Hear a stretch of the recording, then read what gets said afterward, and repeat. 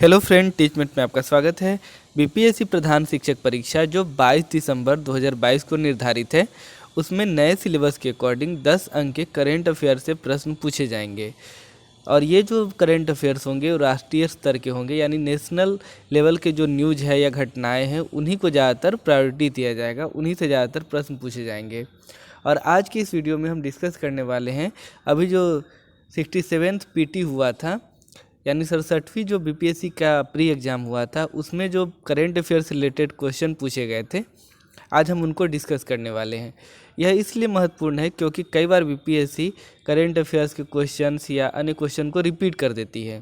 तो एक तो ये फ़ायदा होगा कि अगर वो डायरेक्ट क्वेश्चन आ जाता है तो आप उसको आसानी से सॉल्व कर पाएंगे, और दूसरा फ़ायदा ये होगा कि आपको ये पता चल जाएगा कि बीपीएससी में जो करेंट अफेयर्स पूछे जाते हैं उनका लेवल क्या होता है, किस तरह से उनकी भाषा होती है। आप इन चीज़ों को इसके द्वारा समझ पाएंगे। तो चलिए शुरू करते हैं आज का वीडियो। देखिए दोस्तों, ये हमारा पहला प्रश्न है कि जुलाई 2022 में किस देश के पूर्व प्रधानमंत्री शिंजो अबे की चुनाव अभियान के दौरान गोली मारकर हत्या कर दी गई थी।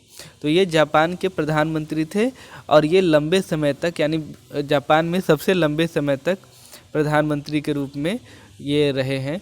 तो ये काफ़ी इम्पोर्टेंट क्वेश्चन था और जापान हमारा दोस्त भी है, इस कारण से इससे संबंधित प्रश्न एग्जाम में पूछे गए थे। तो ये पहला प्रश्न था। दूसरा है कि संयुक्त राष्ट्र महासभा ने बहुभाषावाद पर एक भारत प्रायोजित प्रस्ताव अपनाया है, जिसमें पहली बार किस भाषा का उल्लेख किया गया है। तो वो भाषा है हिंदी। यानी संयुक्त राष्ट्र में बहुभाषावाद पर भारत ने एक प्रस्ताव भेजा था जिसमें हिंदी का पहली बार उल्लेख किया गया है। नेक्स्ट है, यूक्रेन में रूस के सैन्य अभियानों पर चर्चा करने के लिए महासभा के आपातकालीन सत्र की अध्यक्षता किसने की थी। और सही जवाब है अब्दुल्ला शाहिद। यानी यूक्रेन में जो रूस का सैन्य अभियान चल रहा है उसके लिए आपातकालीन सत्र की अध्यक्षता अब्दुल्ला शाहिद ने की थी। नेक्स्ट है, भारत ने फरवरी 2022 में युद्ध प्रभावित यूक्रेन से भारतीयों को लाने के लिए किस मिशन के तहत लोगों को निकाला। तो उस मिशन का नाम था ऑपरेशन गंगा।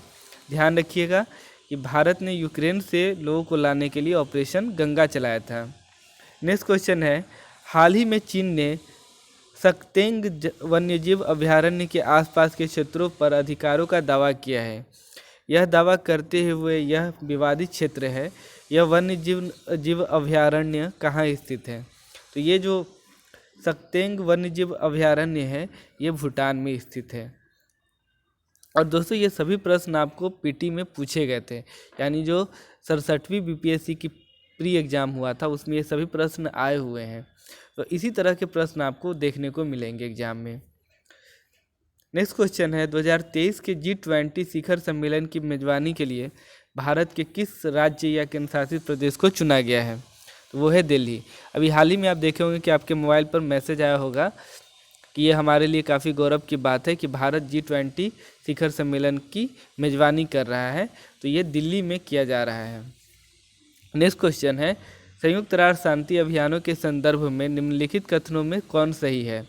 पहला, संयुक्त राष्ट्र संघ शांति रक्षक बल का प्रयोग केवल अपनी आत्मरक्षा के लिए कर सकते हैं। तो ये गलत है। दूसरा है, शांति स्थापना अभियान केवल संयुक्त राष्ट्र सुरक्षा परिषद के एक प्रस्ताव द्वारा वापस लिया जा सकता है। तो ये सही है और आपको इसमें सही कथन का चुनाव करना था।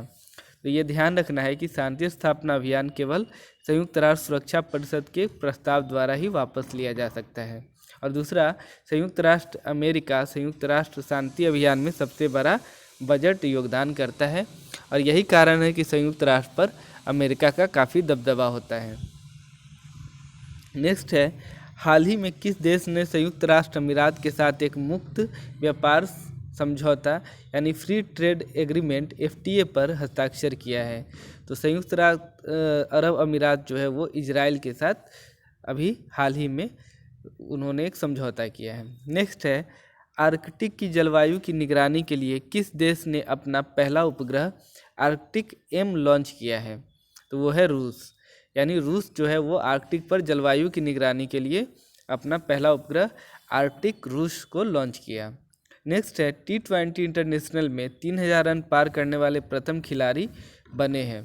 तो वो है विराट कोहली। नेक्स्ट है, कोविड-19 टीकाकरण 2000 जून 2022 की पूर्णता को सुनिश्चित करने के लिए शुरू किए गए अभियान का नाम क्या है?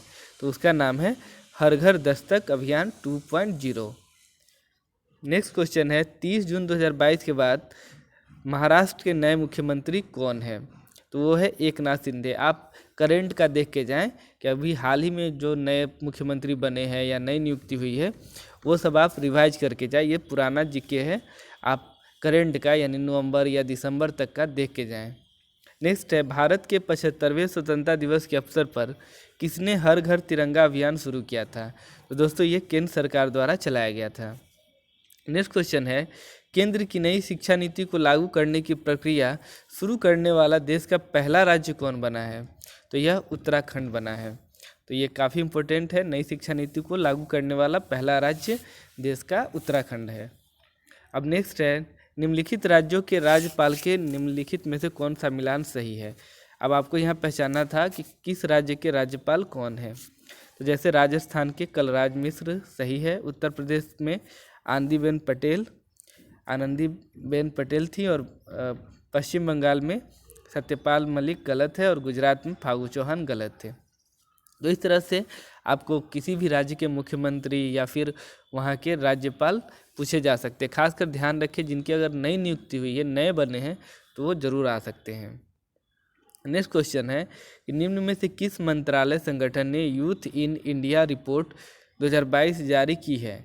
तो वो है सांख्यिकी और कार्यक्रम कार्यान्वयन मंत्रालय यानी MOSPI।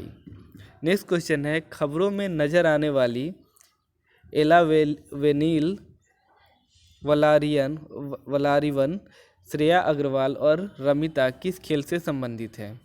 तो वो है निशानेबाजी या शूटिंग से। आपको ध्यान रखना है कि एला वेनिल और वलारियन, श्रेया अग्रवाल और रमिता ये सब निशानेबाजी या शूटिंग से संबंधित है। नेक्स्ट है हाल ही में अल्पसंख्यक मामलों के मंत्रालय का भार किसे सौंपा गया है? तो वो स्मृति ईरानी है।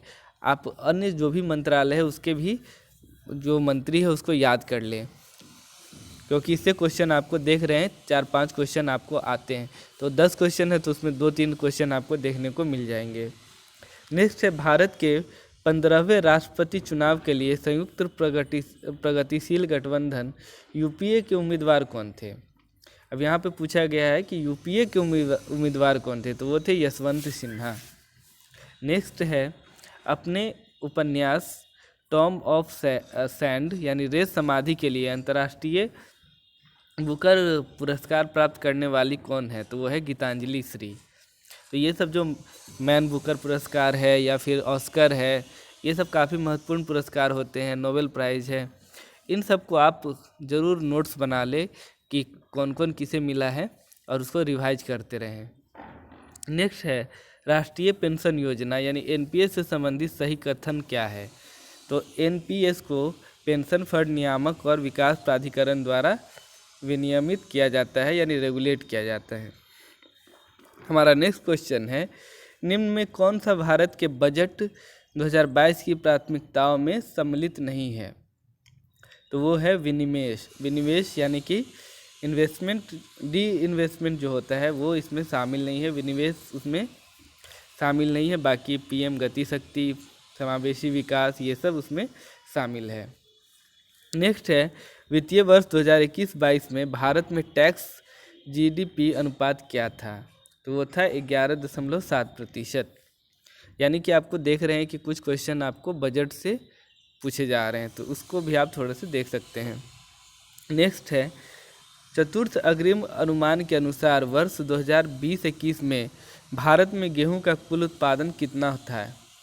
वो है 109.5 मिलियन टन। हमारा अगला प्रश्न है कि जीवंत गांव कार्यक्रम के संबंध में सही कथन है कि यह उत्तरी सीमा पर सीमावर्ती गांव के विकास के लिए किया गया है। यानी जो जीवंत ग्राम कार्यक्रम है यह उत्तरी सीमा पे जो सीमावर्ती गांव है उसके विकास के लिए किया गया है। तो दोस्तों ये जो भी प्रश्न आप देखे हैं ये सब जो 67वीं BPSC प्री एग्ज़ाम हुआ था उसमें पूछे गए थे री एग्ज़ाम में, और आपको आइडिया लग गया होगा कि किस तरह के प्रश्न एग्ज़ाम में पूछे जाते हैं। तो आप भी इस तरह के जो भी क्वेश्चन हो वो ज़रूर से ज़रूर सॉल्व करें। और हम लोग भी आगे जो भी अभी हाल में एग्ज़ाम हुए हैं और उन सब में जो भी प्रश्न पूछे गए हैं उसकी सीरीज़ लेकर आएंगे और आपको प्रतिदिन लगभग 30 से 40 क्वेश्चन कराया जाएगा। और उसके अतिरिक्त जो भी इम्पोर्टेंट चीज़ होगी वो भी हम आप तक लाएंगे। उम्मीद है आपको ये वीडियो पसंद आया होगा। Thank you very much.